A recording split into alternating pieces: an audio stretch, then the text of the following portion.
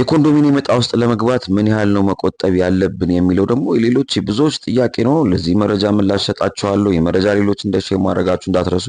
አዲስ ሆናችሁ ፎሎ አድርጉ። እንግዲህ በ97 የተመዘገቡና ከዛም 2005 ላይ በ20/80 እና በ40/60 የተመዘገቡ የቤት ፈላጊዎች ምን ያህል ብንቆጥብ ነው ወደ ዕጣም የምንገባው የሚለው የብዙዎች ጥያቄ ነው። እነዚህ ፕሮግራሞች ሲጀመሩ በወቅቱ በወር ውስጥ መቆጠብ ያለባችሁ ቁጠባ መጠን አለ። እሱ ቁጠባ መጠን ከ2005 ጀምሮ እስካሁን ባለው ድረስ ማለትም እስከ 2018 ዓመተ ምህረት 13 ዓመታት አሉ።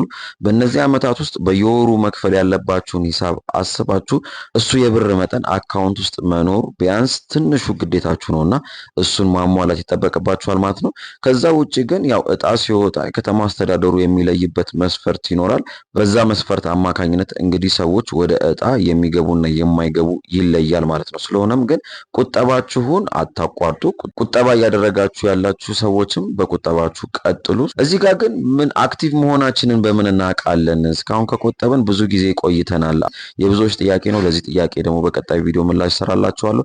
ለማንኛውም ይህ መረጃ ሌሎች እንደ ሼር ማድረጋችሁ እንዳትረሱ። አዲስ የሆናችሁ ፎሎ አድርጉ። መልካም ቀን።